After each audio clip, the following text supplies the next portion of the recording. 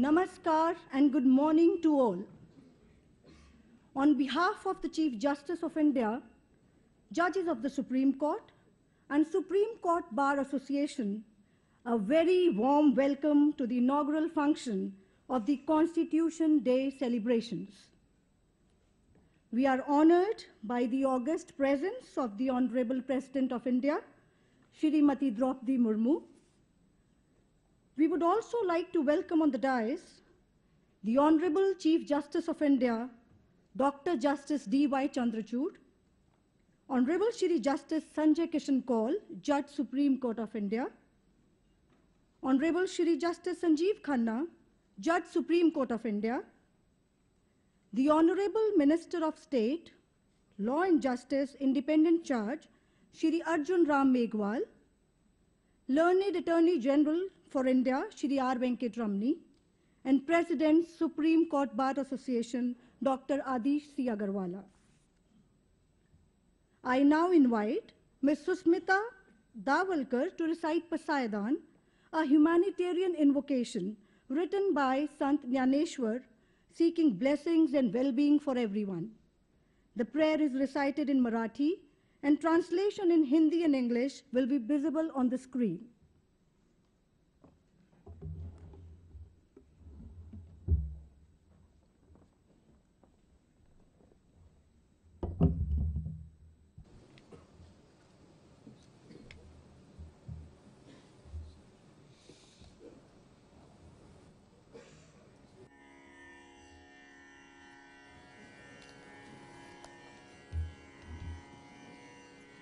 आता विश्वात्मके देवे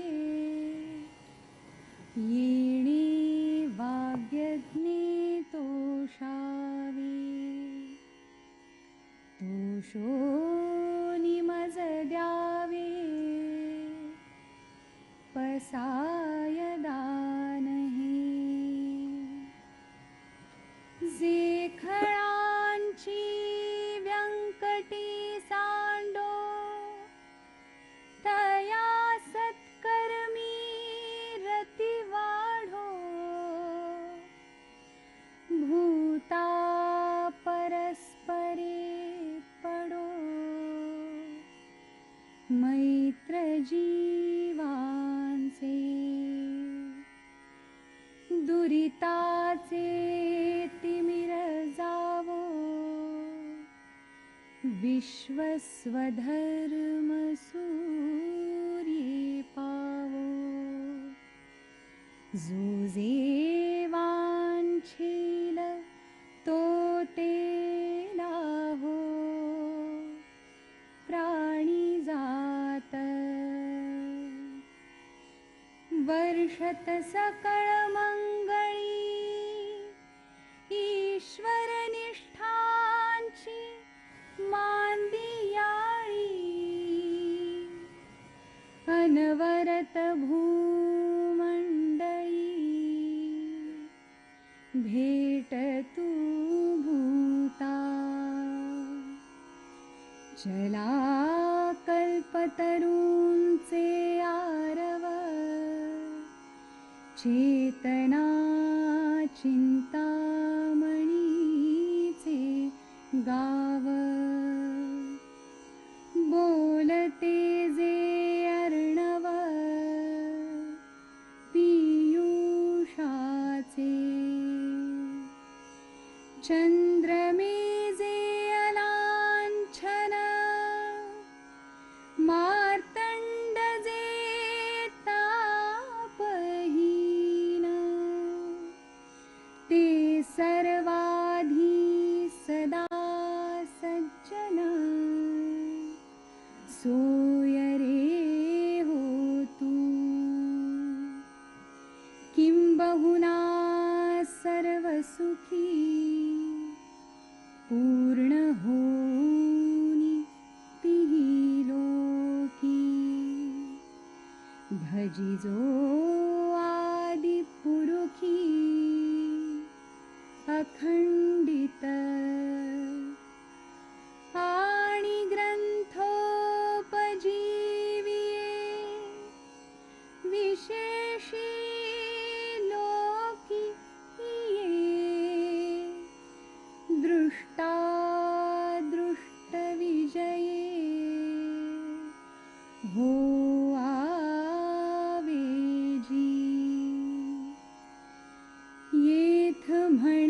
श्री विश्वेश्वराव हा होईल दान पसावो येणेवरे ज्ञानदेव सुखिया झाला सुखिया झाला सुखिया झाला.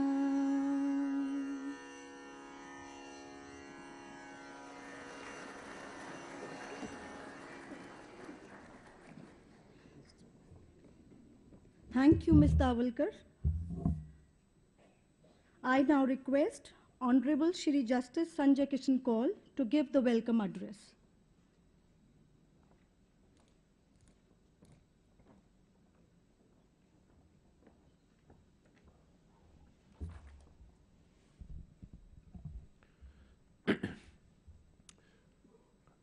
Honorable President of India, Droupadi Murmu ji, Chief Justice of India, Dr. E.Y. Chandrachud, Brother Justice Sanjeev Khanna, and my brother and sister judges of the Supreme Court, past and present, and of the High Court, Minister of State for Law and Justice, Shri Arjun Ram Meghwal ji, Attorney General of India, Shri Venkatramani, President Supreme Court Bar Association, Dr. Adish Agarwal, ladies and gentlemen.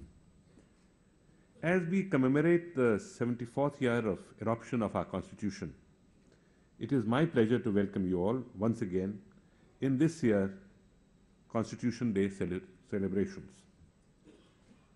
Earlier this year, our Honorable President referred to the Indian Constitution as a living document. The understanding of the Constitution as a living document is one that we were fortunately born into. I thought it was opportune to reflect on how this metaphor has evolved over time, what it means today, and the promise it carries for tomorrow. One of the first instances in which Supreme Court expounded on the meaning of the living Constitution was in the landmark judgment in Keshwanand Bharti versus Union of India, when Justice Y.V. Chandrachud, as he then was, in his concurring opinion referred to the Constitution as a living organism that required flexibility.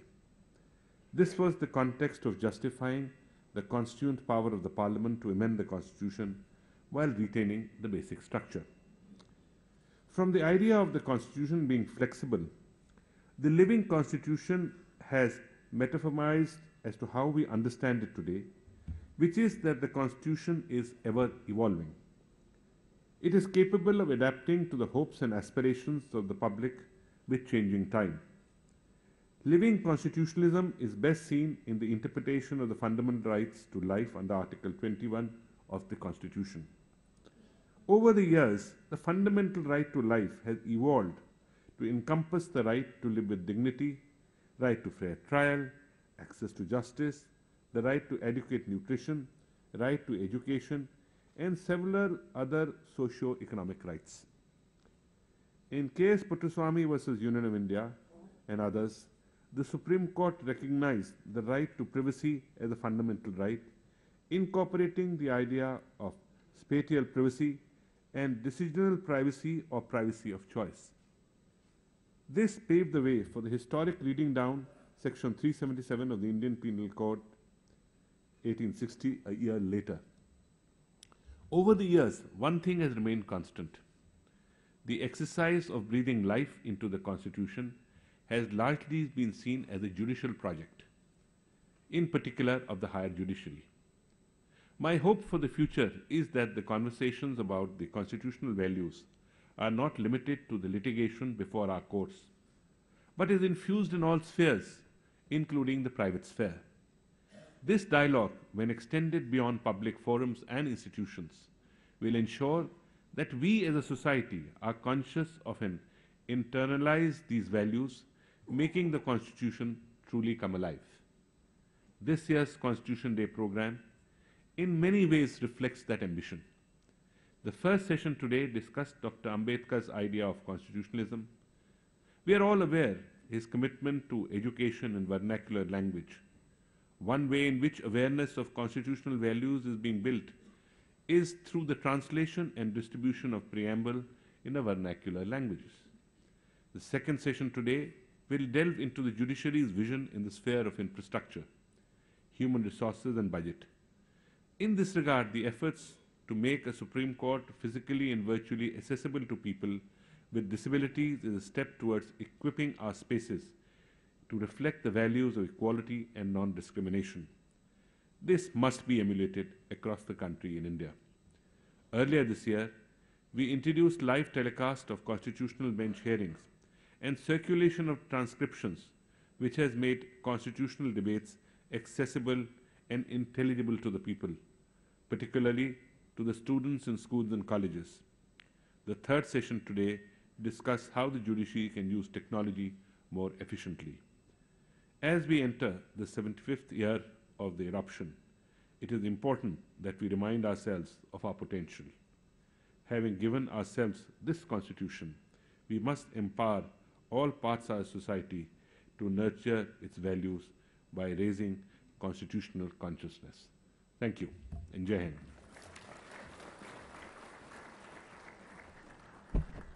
Thank you, sir. I now request President of the Supreme Court Bar Association, Dr. Adish C. Agarwala, to address the audience.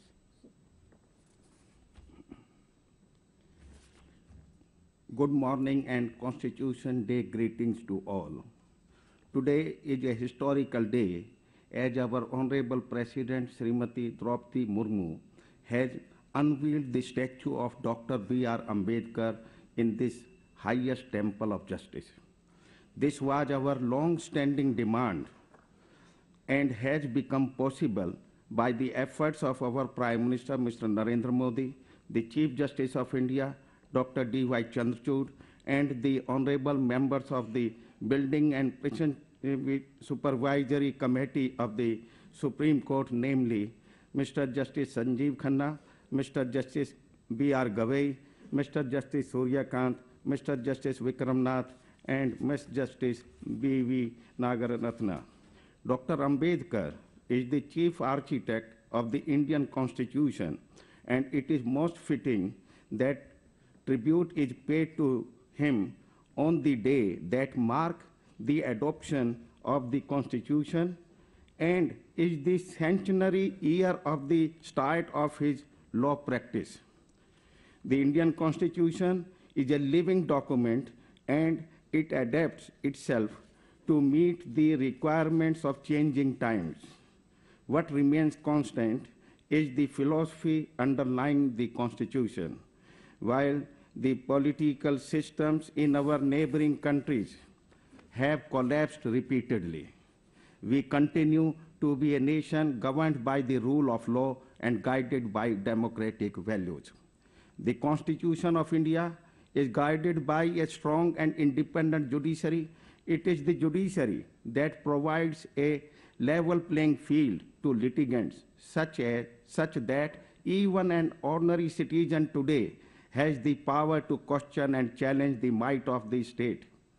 Under the leadership of Justice Dr. D.Y. Chandrachud, recent times have seen the judiciary rise to different challenges and to meet them with extraordinary determination.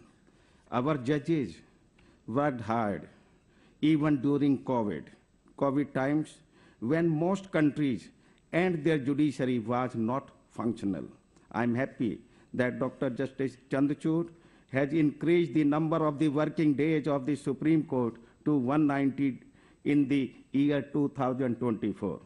We expect that in the year 2025, the Supreme Court may cross 200 working days. Another area where our courts have made great progress is by using technology to increase access to the courts for the common man. The system of video conferencing introduced and promoted by the Chief Justice of India has been a watershed. Since COVID-19, the district courts and high courts of the country have heard nearly 3 crore cases, and the Supreme Court did more than 5 lakh cases in the virtual hearing, making the country a world leader in the virtual hearings. The government, under the unique leadership of the Prime Minister, Mr. Narendra Modi, with the assistance of the Union Minister of Law and Justice, Mr. Arjun Ram Meghwal, has provided complete support to this initiative. The government is also making full use of the technology to augment its efficiency. The concept of e-office introduced by Modi government resulted in completing the process of recent appointment of 3 judges of Supreme Court, namely Mr. Justice Satish Chandra Sharma, Mr. Justice Agustin G. Masih, and Mr. Justice Sandeep Mehta within a record span of 29 hours.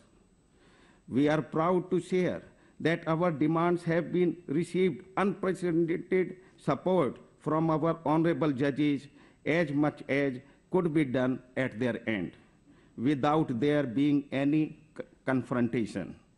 We are also hopeful that soon the Government of India will accede to our request to introduce the Advocates Protection Bill in Parliament in this session, to provide the medical insurance and to make available land for chambers of lawyers. I conclude by assuring the Honorable President of India and Honorable Chief Justice of India that Bar is determined to fully cooperate with all initiatives that help bring people closer to justice. Jai Hind, Jai Bharat. Thank you, sir. I now request Learned Attorney General for India, Shri R. Venkat Ramani, to address the audience.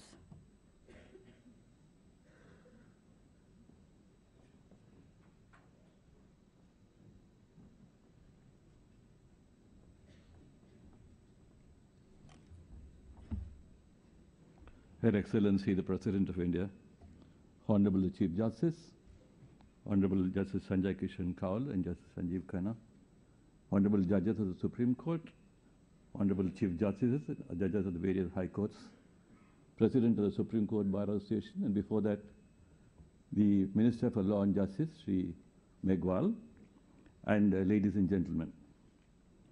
Every year, we assemble in solemn affirmation of and renewal of a common commitment to the Constitution. This is a collective exercise.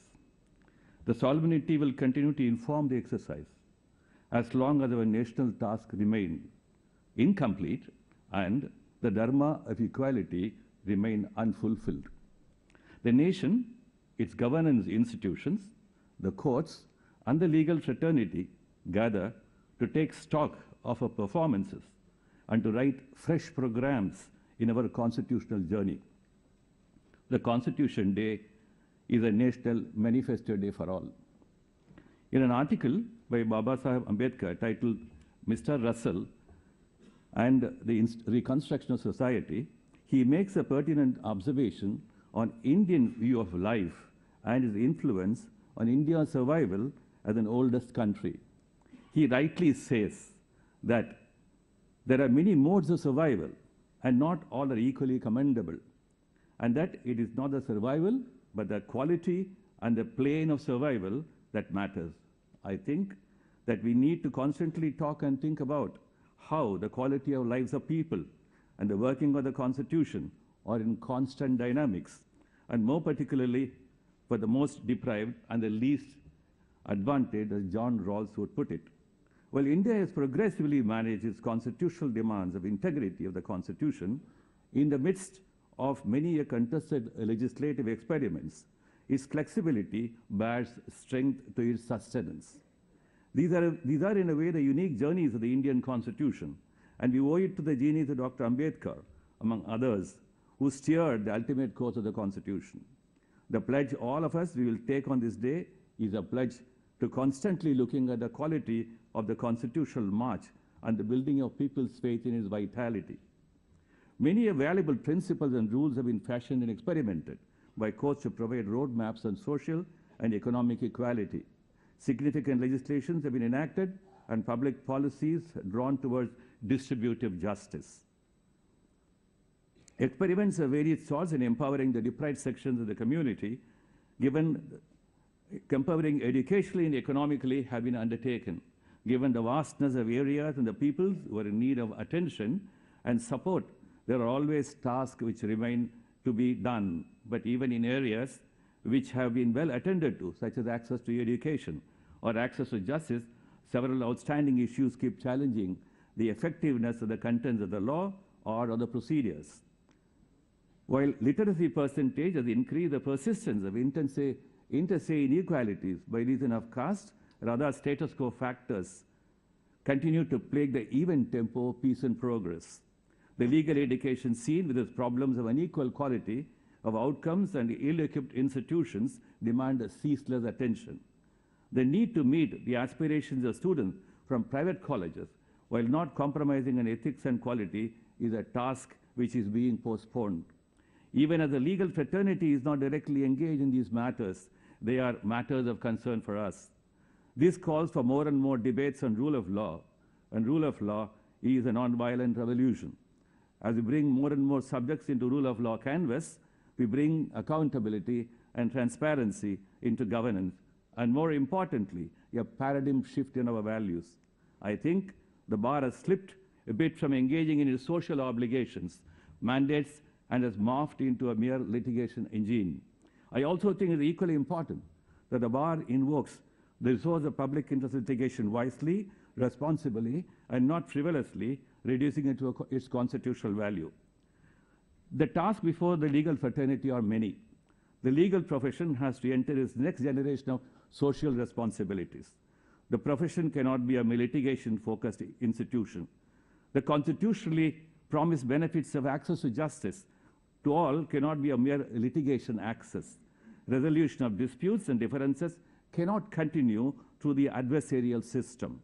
It is the poor, the marginalized, and the economically weaker sections that suffer the vicissitudes of adversarial system, more particularly in administration of criminal justice.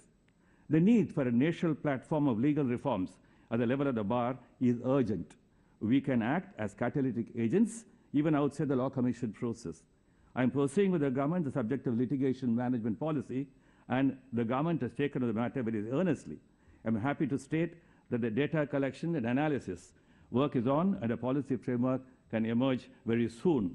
I must appreciate the government for its sincere engagement in this subject.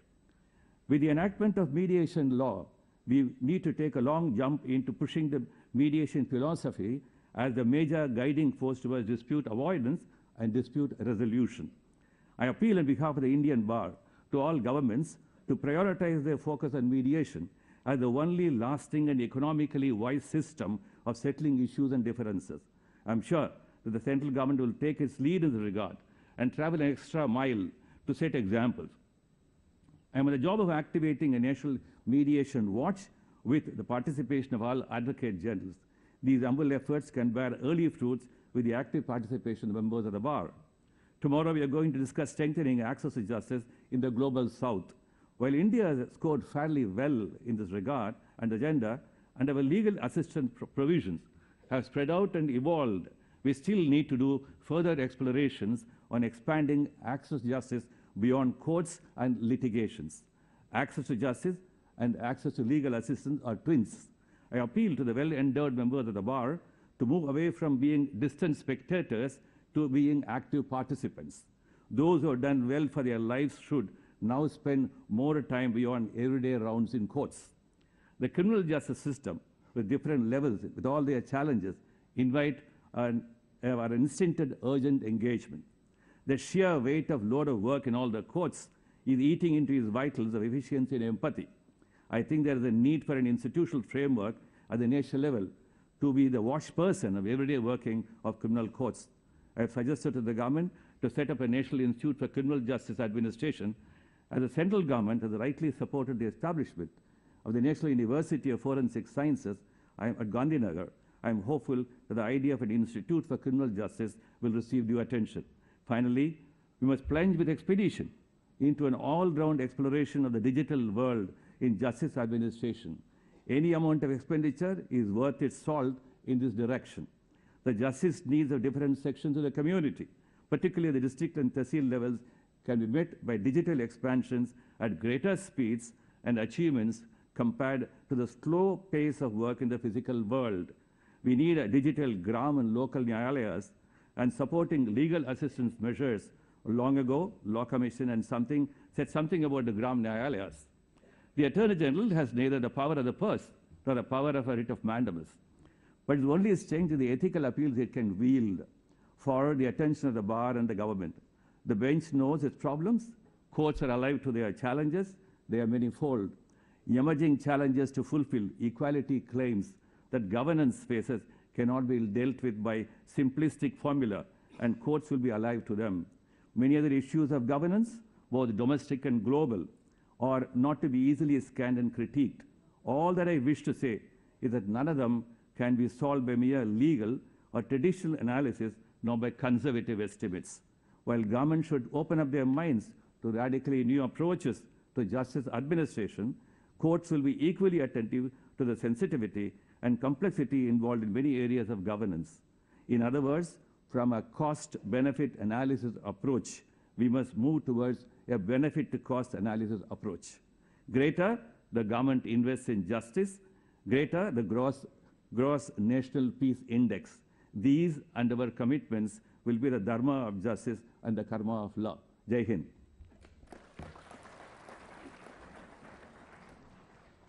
Thank you, sir.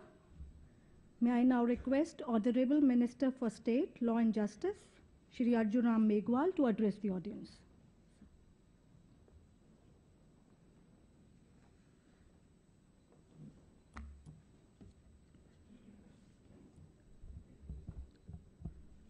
आज के इस शानदार कार्यक्रम में हमारे को ऊर्जा का संचार करने वाली भारत की माननीय राष्ट्रपति श्रीमती द्रौपदी मुर्मू जी, भारत के मुख्य न्यायाधीश डॉक्टर न्यायमूर्ति डी.वाई. चंद्रचूड़ साहब, न्यायमूर्ति संजय किशन कौल जी और न्यायमूर्ति संजीव खन्ना जी, मंच पर उपस्थित हमारे श्री आर वेंकट रमणी जी, भारत के attorney general, doctor Adish C Agrawala ji, अध्यक्ष सुप्रीम कोर्ट बार एसोसिएशन, हमारे solicitor general of India, honourable जजेज of supreme court, honourable retired chief justice of supreme court और अलग अलग हाई कोर्ट से भी यहां मुझे दिख रहे हैं माननीय चीफ जस्टिस, और भी इस लीगल फ्रेटर्निटी से जुड़े हुए सब गणमान्य नागरिक भी आज यहां उपस्थित हैं। वकील फ्रेटर्निटी से संबंधित भी बहुत से लोग यहां उपस्थित हैं, स्टूडेंट्स भी उपस्थित हैं, विशिष्ट अतिथिगण, देवियों और सज्जनों। देखिए, जैसे संजय किशन कौल साहब ने कहा कि हम संविधान दिवस के 75 वर्ष में प्रवेश कर गए हैं। देश जब आजाद हुआ, जब 75 साल पूरे हुए, तो देश ने नरेंद्र मोदी जी के नेतृत्व में आजादी का अमृत महोत्सव मनाया। अब जब संविधान दिवस आज है 26 नवंबर, और इसको हम 2015 से पूरे देश में मना रहे हैं, जब बाबा साहब की 125वीं जयंती ये देश मना रहा था, तब सरकार ने निर्णय लिया कि 26 जनवरी के दिन पूरे देश में हम संविधान दिवस क्यों नहीं मना सकते, और उसके बाद से लगातार 26 नवंबर को पूरे देश में संविधान दिवस। अब एक विषय बड़ा महत्वपूर्ण आता है कि 26 नवंबर 1949 को संविधान स्वीकृत हुआ, अंगीकृत हुआ, हमने अडॉप्ट किया, और आज 26 नवंबर 2023 को इस न्याय के मंदिर में जिन्होंने संविधान बनाने में महत्वपूर्ण भूमिका निभाई, जो ड्राफ्टिंग कमेटी के चेयरमैन थे, उनकी एक मूर्ति का अनावरण किया है। इसके लिए मैं चीफ जस्टिस ऑफ इंडिया को बहुत बहुत बधाई और शुभकामनाएं देता हूं। It is a historical event, ये साधारण घटना नहीं है। अभी जब हम उस मूर्ति को देख रहे थे महामहिम राष्ट्रपति जी के साथ, तो महामहिम राष्ट्रपति जी भी पूछ रहे थे कि इस वकील की ड्रेस में बाबा साहब की मूर्ति मैंने पहली बार ही देखी है। यह भी बहुत बड़ा एक हिस्टोरिकल इवेंट है। एक लिविंग कॉन्स्टिट्यूशन का विषय आया और यह विषय हर जगह आता है। जीवित दस्तावेज है हमारा संविधान, यह आता है, डिबेट में भी आता है। एक बड़ा विषय था बाबा साहब के सामने, जब संविधान को ड्राफ्टिंग कमेटी के सामने जब रख रहे थे, तब किसी ने कहा कि स्वतंत्रता पहले ले लो डिस्कशन में, लिबर्टी, क्योंकि फ्रेंच रिवॉल्यूशन में भी विषय लिबर्टी, इक्वलिटी, फ्रेटर्निटी ऐसे आया। बाबा साहब ने कहा ठीक है, उस समय हम आजाद नहीं थे तो हमारे लिखने वालों ने लिखा होगा, लेकिन मुझे पता है कि हमारे यहां समानता पहले आई।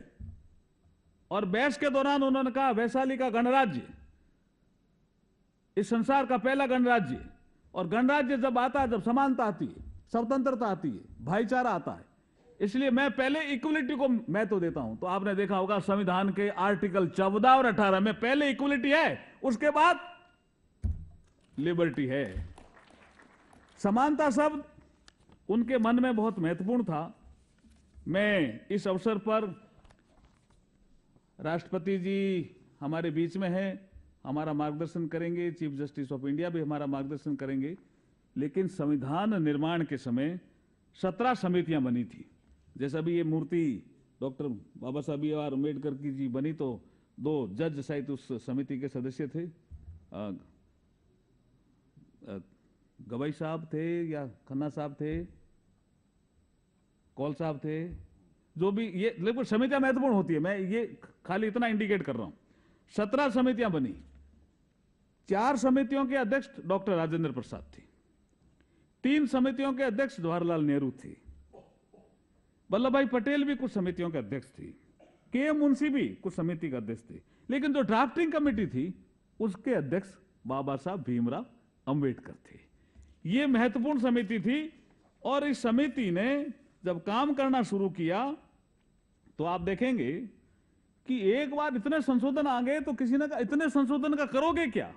आप अंदाज लगा सकते हो कितने संशोधन आए। जब ड्राफ्ट आया, संशोधन आए 7635, बड़ा नंबर था। 7635 संशोधन जब आए तो लोगों ने कहा इसको कौन पढ़ेगा? Doctor B.R. अम्बेडकर साहब खड़े हुए कि जिन्होंने भी संशोधन दिए हैं, हमारे संविधान निर्माण करने वाली जो सभा है वो, उसमें भी 299 सदस्य थे, चाहे इन्होंने दिए हैं, चाहे राजाओं के प्रतिनिधियों से आए हैं, चाहे जनता से आए हैं, चाहे वकीलों से आए हैं, एक एक संशोधन को मैं पढ़ूंगा। तब लोगों ने कहा यार ये तो अलग ही तरह के काम कर रहे हैं। सारे संशोधन पढ़े डॉक्टर B.R. अम्बेडकर साहब ने, और सारे संशोधन पढ़ करके लाए संविधान सभा में, ला करके कहा कि ये 2437 जो संशोधन है, मेरे हिसाब से इन पे चर्चा करनी चाहिए, जिसको हम डिबेट कहते हैं, जिसको खंडवार चर्चा कहते हैं। एक एक क्लॉज की खंडवार चर्चा की। उसमें आप देखिए 2437, 2437 संशोधनों पे, एक एक संशोधन पे चर्चा हुई। बाकी संशोधनों के डॉक्टर B.R. अम्बेडकर ने साहब कि इसमें इतनी वैल्यू नहीं है, लेकिन इनमें वैल्यू है, तब जाकर के संविधान बना। इसलिए मैं बाबा साहब को तो याद कर ही रहा हूं, लेकिन उन्होंने जब एक चेतावनी दी उसको भी मैं आज याद करूंगा, क्योंकि 25 नवंबर को चेतावनी दी थी। लास्ट बैठक थी संविधान सभा की। उन्होंने बहुत बड़ा भाषण दिया, सभी का धन्यवाद दिया, लेकिन एक कोर सब्जेक्ट है जिस पे उन्होंने टच किया, और आज भी वो चिंतन का विषय।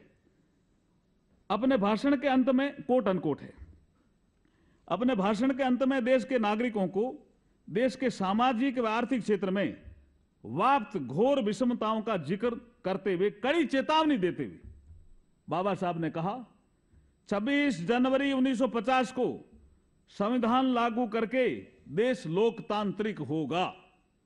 We will be the democratic country. इसके बाद हमारे देश में राजनीतिक समानता होगी।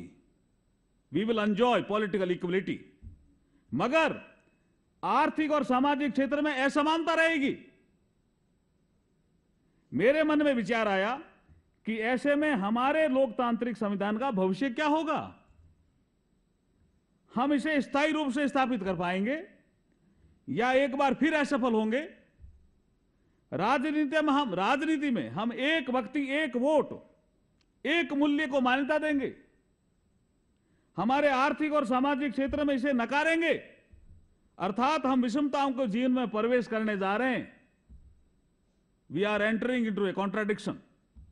हम विषमताओं के जीवन में प्रवेश करने जा रहे हैं। यदि लंबे समय तक हम इसे नकारते रहेंगे तो हम हमारे राजनीतिक लोकतंत्र को भी खतरे में डालेंगे। हमें यह कोशिश लगातार करनी चाहिए कि प्रजातंत्र हमारे सामाजिक आर्थिक क्षेत्र में पूरी तरह समा जाए। मैं अब पीछे मुड़ के देखता हूं, सरकारों ने भी काम किया। आज हम न्याय के मंदिर में बैठे हैं। क्या शानदार कोई जजमेंट पीएन भगवती साहब ने दिया होगा साहब कि हमारे इस देश में सामाजिक आर्थिक असमानता है, कोई आदमी रिट करने के लिए नहीं आ सकता, पैसा नहीं दे सकता, वो पोस्ट कार्ड लिखे मैं इसको रिट मानूंगा। यही बाबा साहब ने जो कहा था उस दिशा में उन्होंने कदम उठाया था। क्या विषय सीएनजी का हमारे ध्यान में नहीं है क्या? दिल्ली में रहने वाले लोग सब जानते हैं कि सीएनजी में किस लोगों ने कहा कि दिल्ली रहने लायक नहीं है। क्या हम धुएं में रहेंगे? क्या कुछ मकान होंगे जिसमें लॉन होंगे? आम नागरिक ने ऐसा सोचा। धुएं से कैसे मुक्ति मिल सकती है? मैं सुप्रीम कोर्ट का धन्यवाद करता हूं कि सीएनजी जैसा फैसला देकर के दिल्ली को भी धुएं से मुक्त करने का प्रयास किया। ये सब प्रयास चलते रहे। सरकारों ने भी काम किया, सुप्रीम कोर्ट ने भी काम किया, एग्जीक्यूटिव ने अपना काम किया, तब जाकर के हम लोकतंत्र को मजबूत कर पाए। हमारे आसपास देश आजाद हुए थे, पाकिस्तान हमारे साथ ही आजाद हुआ, श्रीलंका पहले हुआ लेकिन डिस्टर्बेंस, नेपाल में डिस्टर्बेंस, म्यांमार में डिस्टर्बेंस, बांग्लादेश भी कोई ठीक दिशा में चला ऐसा नहीं है।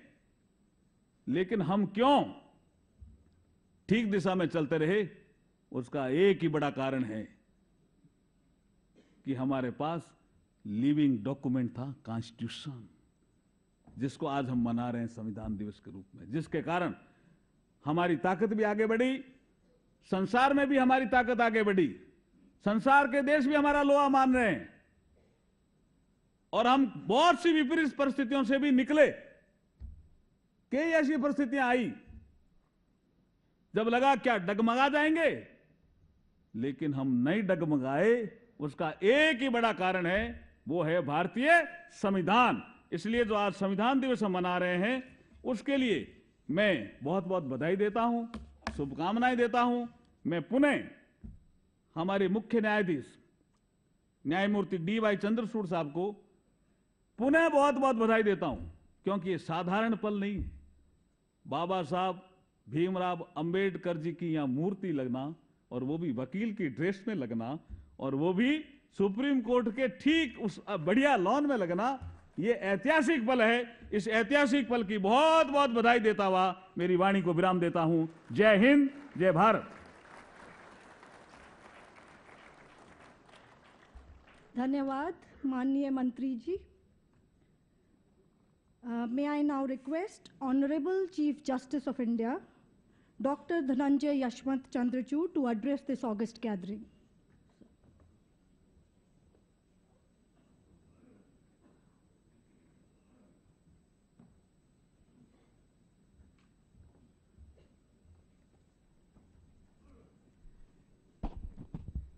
The Honorable President of India, Srimati Droupadi Murmu ji, my distinguished colleagues, Justice Sanjay Kishan Kaul, Justice Sanjeev Khanna,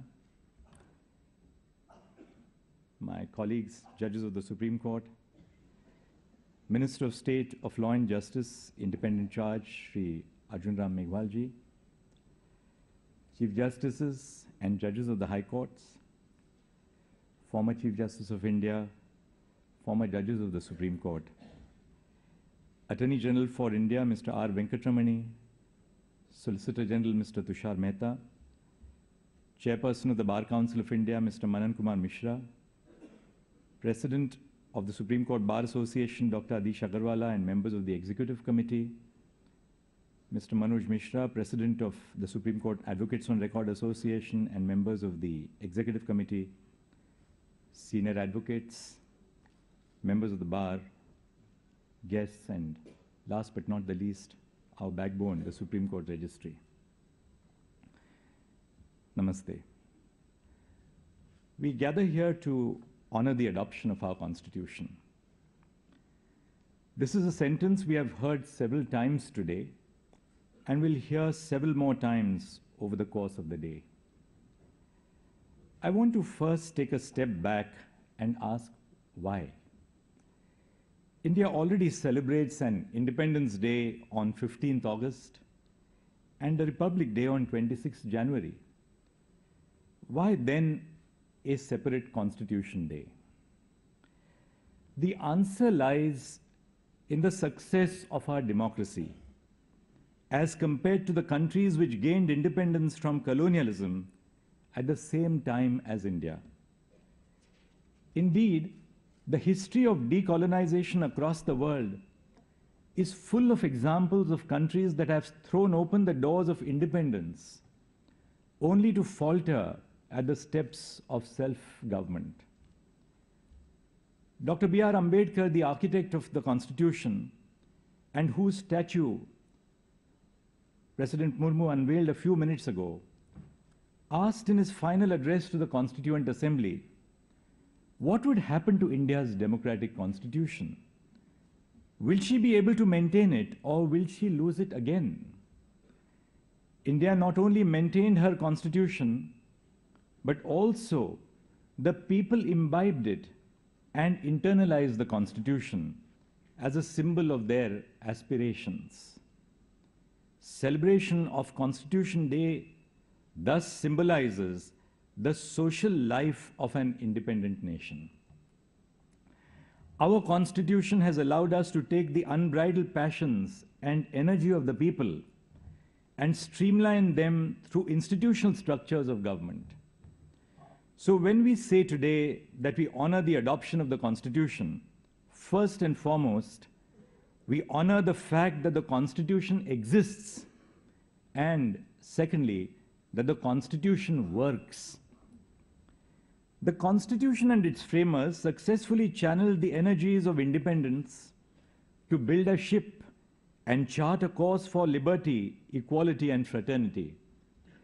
As we honor their achievements, we must also recognize our generation's solemn duty to keep the ship afloat, ensure that there is wind in her sails, and continue the journey. The Constitution of India is going to enter into its 75th year since its adoption. The Supreme Court of India, which came into existence on 28 January 1950, is also going to its 75th year since its founding.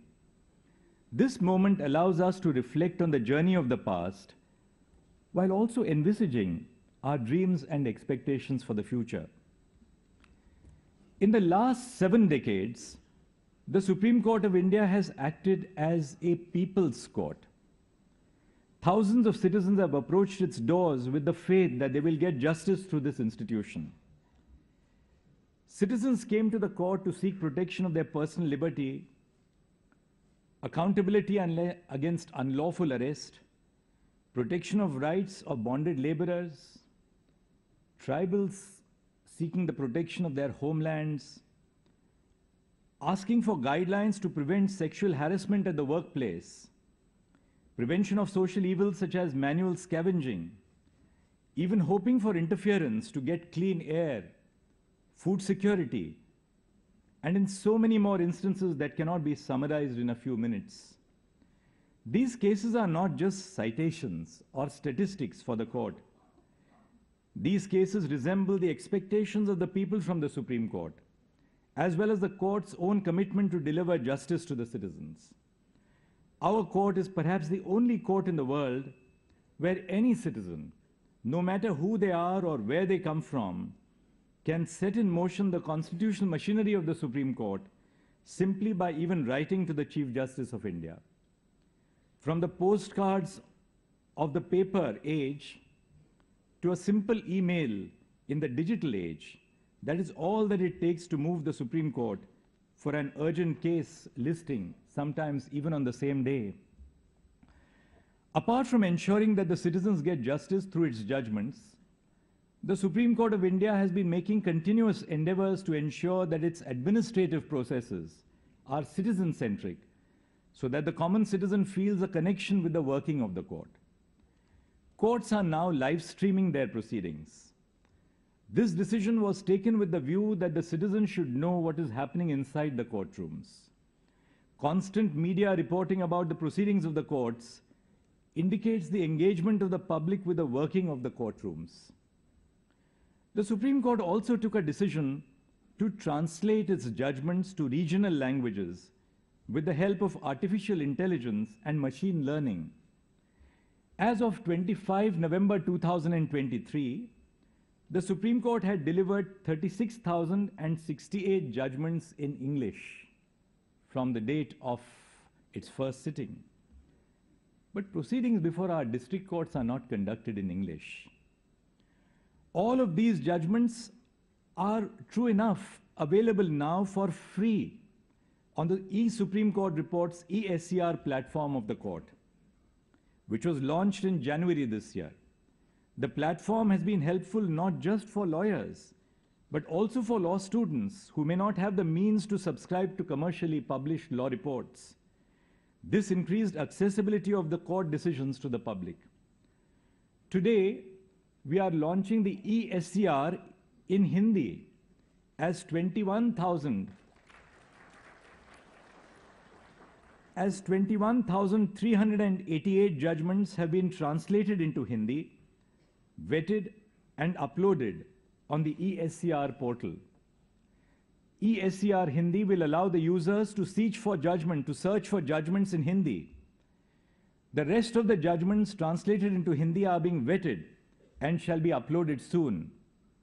Besides, 9,276 judgments as of last evening have been translated into other Indian languages, which include Punjabi, Tamil, Gujarati, Marathi, Telugu, Odia, Malayalam, Bengali, Kannada, Assamese, Nepali, Urdu, Garo, Khasi, and Konkani. These judgments have also been uploaded to the e-SCR portal. While the judiciary embraces technology, we have also launched e-Seva Kendras in all courts to ensure that no citizen is left behind in the judicial process. Technology is not meant to distance us from our citizens, but to take us into the lives of our citizens. We embrace our citizens as co-equal partners in a shared national endeavor.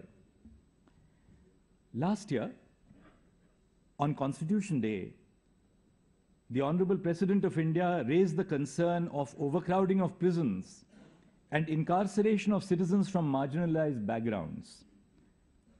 Respected President, ma'am, I want to assure you that we are constantly working to ensure that legal processes become easier and simplified so that citizens do not languish in jails unnecessarily. The version 2.0 of the FASTER application that will be launched today ensures that judicial orders of release of a person are immediately transferred to the jail authorities, to the district courts and high courts via electronic means so that the person is released on time. In addition, on the judicial side, the Supreme Court has been hearing cases relating to prisoners' rights and overcrowding, among other things. I've also tasked the Center for Research and Planning of the Supreme Court to come up with a project to improve the conditions of prisons and to improve upon age-old and obsolete prison manuals. The goal behind these initiatives has been to ensure that the people feel that the constitutional institution of the judiciary is working for them. Similarly, the statue of Dr. Ambedkar that we unveiled today in the Supreme Court premises is an extension of the thought that the right to approach the court is the heart and soul of the Constitution, as Dr. Ambedkar famously said. Individuals should not be afraid of going to court or view it as a last resort.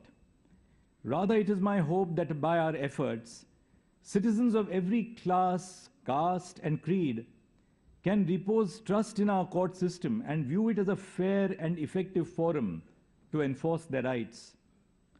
Sometimes we as a society may frown on litigation as a disreputable entanglement.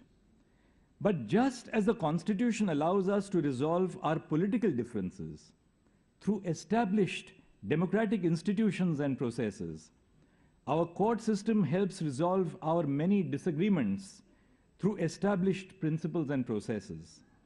In this way, every case in every court in the country is an extension of constitutional governance. मैं आज संविधान दिवस के मौके पर भारत के नागरिकों से यह कहना चाहता हूं कि सर्वोच्च न्यायालय के दरवाजे आपके लिए हमेशा खुले रहे हैं और आगे भी खुले रहेंगे। आपको कोर्ट आने से डरने की कभी जरूरत ही नहीं है। न्यायपालिका के प्रति आपकी आस्था हमें प्रेरित करती है। आपका विश्वास हमारा श्रद्धा स्थान है। नमस्ते।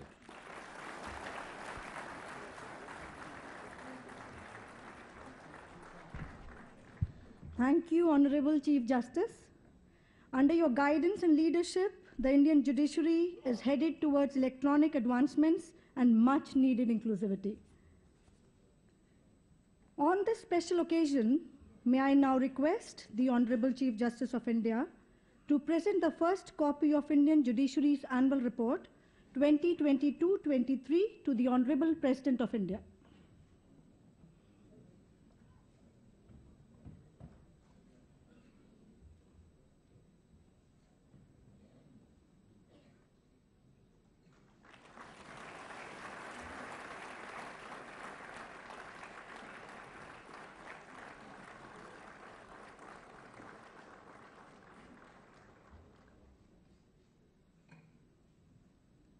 We hope that this annual report shall serve as a guiding tool for ensuring judicial betterment.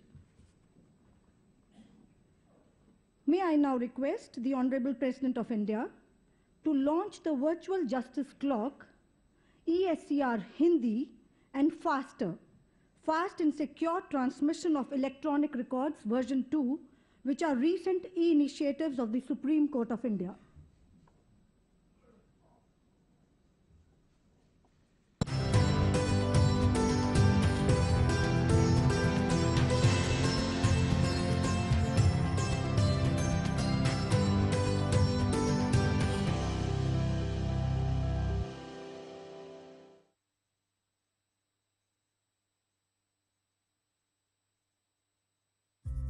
Introducing the Virtual Justice Clock of the Supreme Court of India, a dynamic portal to share case statistics of the Supreme Court for the information of citizens and litigants. It offers a simple, user-friendly interface and can be accessed on the Supreme Court's website. Users can see statistics relating to institution of cases in the Supreme Court of India, along with disposal and case clearance rates. Virtual Justice Clock provides information on age-wise pendency, case listings and clearance rates in each category. लोगों तक व्यापक पहुंच के लिए Virtual Justice Clock अब हिंदी में भी उपलब्ध है। As part of its commitment to enhance access to justice, the Supreme Court of India has commenced translation of its reportable judgments into regional languages. A total of 36,068 judgments have been translated into Hindi by using machine learning technology, and out of these, 20,000 judgments have been made available in the ESCR portal. The Supreme Court of India is in the process of translating judgments in other Indian languages as well. 10,647 judgments have also been translated in other Indian languages. ESCR Hindi Bharat के सर्वोच्च न्यायालय के निर्णयों और अंतिम आदेशों को अब हिंदी संस्करण में खोजने के लिए एक महत्वपूर्ण पहल है। वर्ष 1950 से वर्तमान तक 20,000 से अधिक निर्णय अब हिंदी भाषा में भी ESCR पोर्टल पे उपलब्ध है। ESCR पोर्टल की मुख्य विशेषताएं इस प्रकार हैं: निःशुल्क सर्च, निर्णय और अंतिम आदेश टेक्स्ट, कीवर्ड और साइटेशन की सहायता से खोजे जा सकते हैं। निर्णय खोजने के लिए एक या एक से अधिक पैरामीटर्स का उपयोग किया जा सकता है। खोज के लिए विभिन्न प्रकार के पैरामीटर उपलब्ध हैं, जैसे न्यायमूर्ति का नाम, निर्णय की तारीख, केस नंबर इत्यादि। संबंधित विषयों के आधार पर सर्च, प्रयोग में आने वाले सभी पैरामीटर चयन के लिए उपलब्ध हैं। सर्च का परिणाम, सर्च के परिणाम स्वरूप न्यूट्रल साइटेशन नंबर प्रदर्शित होते हैं। आदेश पर न्यूट्रल साइटेशन नंबर और उसका QR कोड प्रदर्शित होते हैं। सर्वोच्च न्यायालय के सभी निर्णय और अंतिम आदेश शीघ्र ही अन्य भारतीय भाषाओं में भी उपलब्ध होंगे।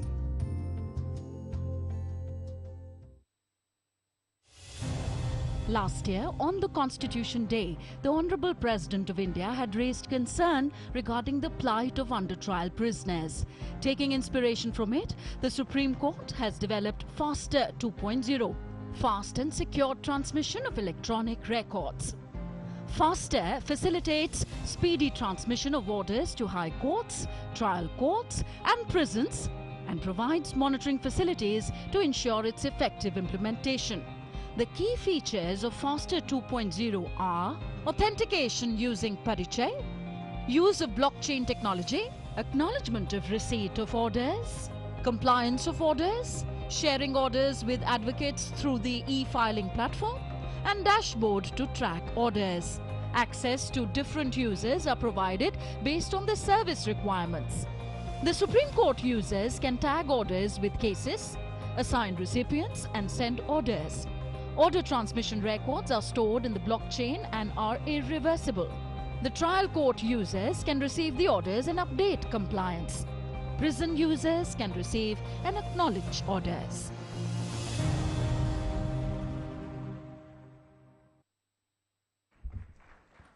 That these initiatives will ensure fast-track services and strengthen the way to access to justice. May I now request Honorable Chief Justice of India to present a memento to Honorable President of India.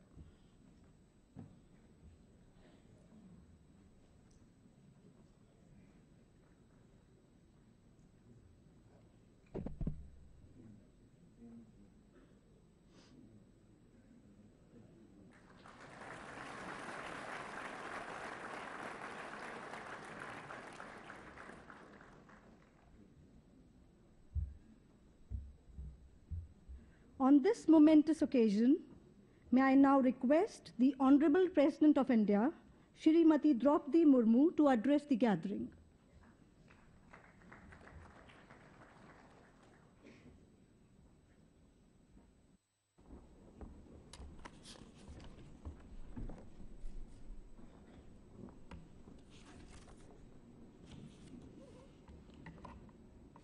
Chief Justice of India, Dr. Justice D.Y. Chandrachud ji, Judges of the Supreme Court of India, Sri Justice Sanjay Kishan Kaul ji, and Sri Justice Sanjeev Khanna ji, other distinguished judges of the Supreme Court, Union Minister of State for Law and Justice Sri Arjun Ram Meghwal ji, Attorney General of India Sri R. Venkataramani ji, President of Supreme Court Bar Association, Dr. Adish C. Agarwala ji, distinguished guests, ladies and gentlemen, Namaskar, Johar. I am happy to be here among you on the Constitution Day, an occasion of great national importance. Today, we commemorate the day the Constitution was adopted by the Constituent Assembly of India in 1949 after close of 3 years of brainstorming. Earlier, this day was celebrated as Law Day. In 2015, as the nation celebrated the 125th birth anniversary of the key architect of the Constitution, Dr. Babasaheb Ambedkar, the Government of India declared 26th November as Constitution Day. The twin aims were to help spread awareness about the Constitution as well as about Dr. Ambedkar's crucial contribution to it. Today, we celebrate the values enshrined in this founding document and rededicate ourselves to uphold them in the day-to-day life of the nation. What are these values? They are justice, liberty, equality, and fraternity, which are specially highlighted in the preamble. These are the principles on which we have agreed to conduct ourselves as a nation. These are, of course, the civilizational values of humankind, finding their best expression in the wisdom of this land. During a collective journey from darkness to light over the centuries, people in different parts of the world have rediscovered the same repeatedly. In our case, it was during the great freedom struggle that we came to realize their importance once again. The people from different corners of this vast and diverse country to reach the rich and the poor, men and women, the educated and the uneducated, city dwellers and villagers, followers of different faiths, found a common objective in the liberation of the motherland. As they struggled against the foreign rule, they came to appreciate the significance of justice, liberty, equality, and fraternity. These values help us win independence. It is no wonder these find a special mention in the preamble and continue to guide our nation-building efforts. Ladies and gentlemen, if there is one word that sums up the 4 foundational values, it has to be democracy. If we imagine someone from outer space visiting the earth, this creature would be amazed at Indian democracy, the largest of its kind in the world. Consider the phenomenon. Nearly a fifth of humanity has decided to put one's individual destiny in the collective hands of the billion-plus fellow citizens. This is an immense trust, so immense that we fail to notice it is in routine. Moreover, India has been nurturing and enhancing this trust by deepening democracy even since its own freedom. How? By upholding justice, by stressing equality. All possible efforts have been made to empower every citizen, irrespective of gender, caste, creed, and other distinctions. That is why India has had people from highly varied backgrounds occupying high offices and excelling in various walks of life. If we consider gender, for example, the offices of the President, the Prime Minister, and the Speaker of the Lok Sabha, among others, have been held by women. Though their numerical strength is in legislative bodies was less, the long-awaited Nari Shakti Bandhan Abhiyan will increase their proportion too. In the bureaucracy, armed forces as well as scientific and technological research institutions, women's representation has been rising. This is true not only for women, but also for others socially disadvantaged groups including scheduled castes and scheduled tribes. While the place of the judiciary in the constitutional framework remains rather unique, I am confident that this institution too has been welcoming diversity with open arms. More varied representation of India's unique diversity on bench and bar definitely helps serve the cause of justice better. One way to hasten this diversification process can be the creation of a system in which judges can be recruited from varied backgrounds through a process which is merit-based, competitive and transparent. मैं बहुत भाग्यशाली हूँ। President होने के बाद मुझे बहुत सारे central universities, state universities, IIM, IIT, बहुत सारे अनुष्ठान मुझे जाना पड़ता है। जब मैं देखती हूँ हमारे देश के बच्चे इतने टैलेंटेड है, पता नहीं उन दिनों दुनिया के लोग भारत को कैसे देखते हैं, लेकिन आज भारत को देखने के लिए दुनिया के लोग उत्सुक हैं। मैं बहुत भाग्यशाली हूँ। कभी कभी उन बच्चों से मैं इंटरेक्ट करती हूँ, इतने टैलेंटेड है, मुझे लगता है ऐसे कुछ किया जाए। कभी कभी मैं पूछती हूँ उनको, आप क्या बनना चाहते हैं? कोई तो IAS IPS कहते हैं, कोई कहते हैं नहीं हम जुडिशियरी में जाना चाहते हैं।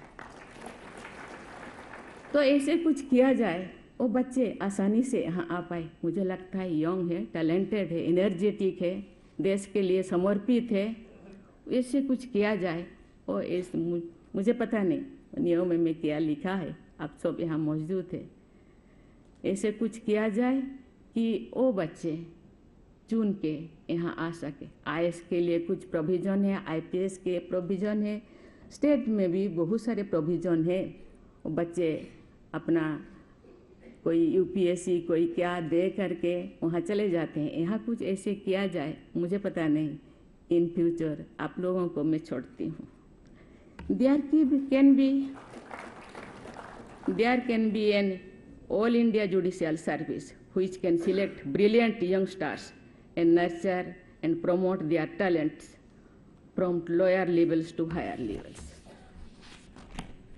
Those who aspire to serve the bench can be selected from across the country to create a larger pool of talent. Such a system can offer opportunities to the less representative social groups too.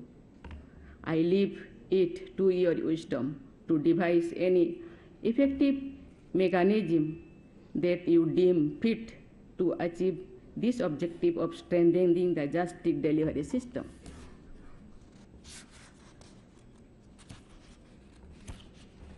Ladies and gentlemen, the cause of justice is best served by making it accessible for all.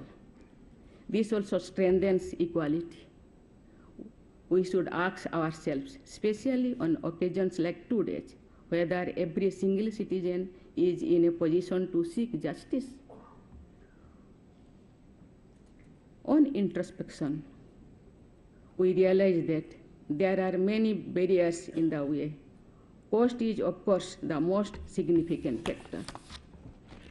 It is a matter close to my heart. That is why I appreciate all the initiatives taken by the Supreme Court in particular and the judiciary in general to expand the scope of free legal aid. Lawyers and civil society to have contributed to it. Then there are other barriers too, for example, language, which is beyond the comprehension of a majority of citizens. I feel reassured by the recent steps taken by the Supreme Court to make the verdicts available in various Indian languages.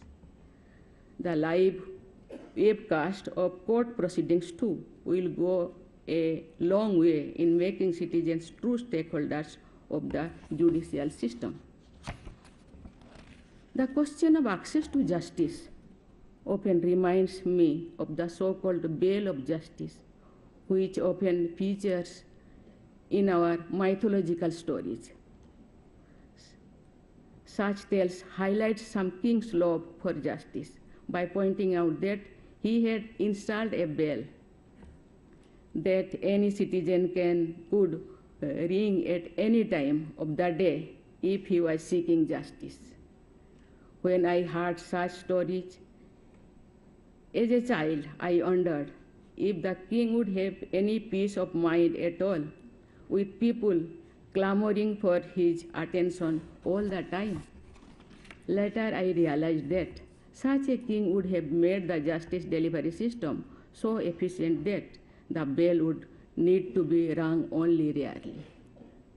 Therefore, in order to improve the access to justice, we should seek to make the overall system citizen-centric.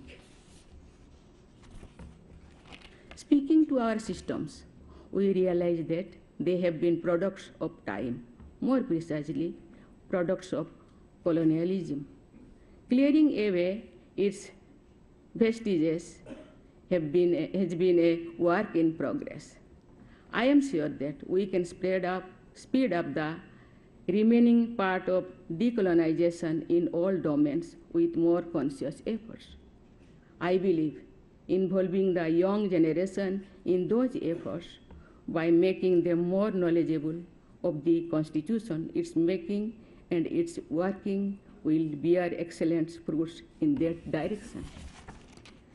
The youth has become more interested in our history, and if they learn more about the transformative work of visionaries like Baba Sahib Ambedkar, the future of the Republic will be in safe hands.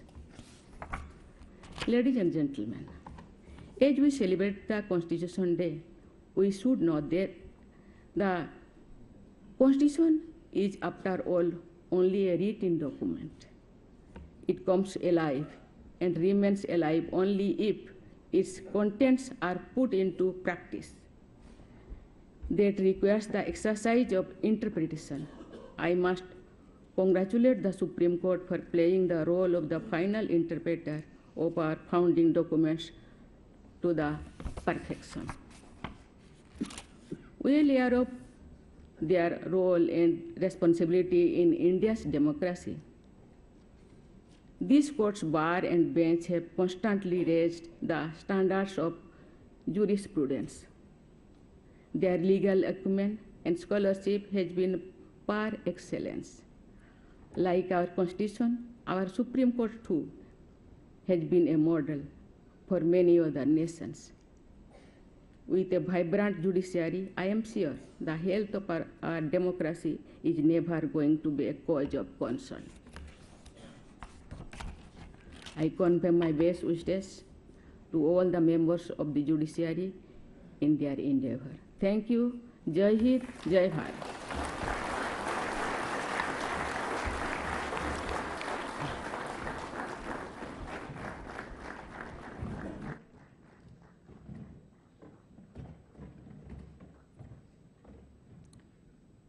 Honorable President Ma'am, your words are truly a source of inspiration and strength for each one of us. Thank you, ma'am.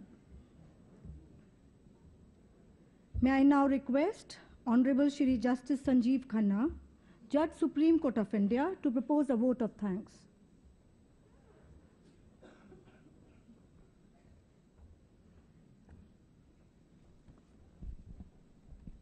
I consider it to be an honor that I've been given this privilege to propose this vote of thanks. As we commemorate the 74th Constitution Day, we find ourselves at a pivotal moment in our nation's journey. Indian Constitution has been repeatedly described as a living document because it's part and parcel of our daily lives. It had transformed lives of 350 million people in 1950 and continues to have an indelible imprint and influence on our lives of 1.4 billion people today. Affirmative action, unique federal system with strong center, non-discrimination, and affirmation of unity in diversity, right to education for children up to the age of 14, free, fair, and transparent elections in which about 900 million people participate with a sense of purpose and entitlement, the expansive interpretation of the expression life in Article 21 by the courts stands out and inspires us to chart a course for the future. Today, as we reflect on the objectives of our legal system, we must recognize the pressing need to make our laws more simple and accessible. Secondly, relatable to the younger generation and more humane. Today, during the course of the speeches over here, the Honorable President had referred to the preamble of the Constitution and the principles enshrined therein. She had highlighted the need to spread legal awareness and rededicate ourselves to the principles of liberty, equality, justice, and fraternity. She had also emphasized on the need for social and gender equality. Cost of litigation was another factor which was highlighted by her. Then, lastly, she referred to the need to involve the younger generation in the judicial process and make them aware of what happens in the courts. The Honorable Chief Justice of India leads us from the front. He's a harmonious blend of scholarly acumen and pragmatic mindset. He had highlighted the need to make the courts a people's court, citizen-centric court, to simplify the procedures and also ease of access to the court. These are important facets of our court delivery system, which have been highlighted by him. Justice Kaul is a practical man with a robust common sense. He had highlighted the effect and the need to have constitutional consciousness, which must be imbibed by all of us. Mr. Arjun Ram Meghwal gave his valuable inputs on the importance of equality and the need for discussion and debate in our society. Mr. Meghwal is closely grounded at grassroots level with the citizens of the country. He today has the baton of interinstitutional coordination, taking it between the judiciary and the executive. I must also express my appreciation for the learned Attorney General's gracious imparting of his valuable insight on a wide range of subjects. He has referred to the importance of the bar and its obligations towards the society and in upholding the rule of law. Dr. Adish Agrawala is the president of the Supreme Court Bar Association, has a close connect with everyone in the bar, regardless of whether they are seniors or juniors. He too has referred to the need to uphold the constitutional principles. As we embark on the journey towards realizing our social economic aspirations and evolve into a more formidable and a progressive nature, we must keep in mind the words of Gurudev Rabindranath Tagore, which eloquently capture the essence of Indian civilization. Civilization must be judged and prized not by the amount of power it has developed, but by how much it has evolved and given expression to by the laws and its institutions, the love of humanity. Let us all move forward with determination, unity, and optimism. I wish all of you a happy Constitutional Day. Thank you, and Jai Hind.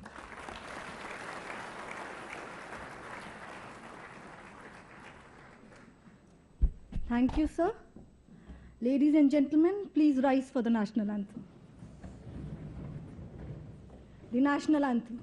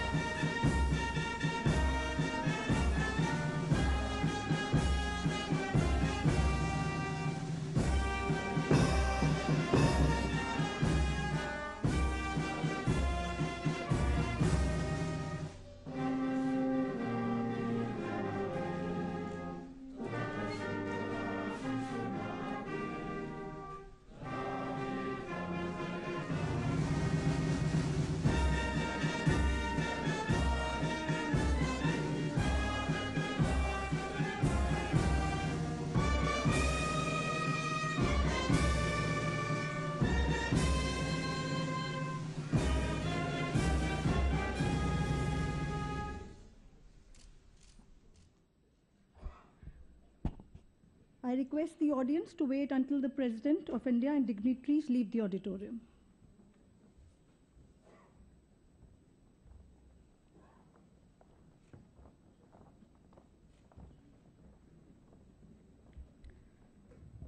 I request everybody to join us for lunch.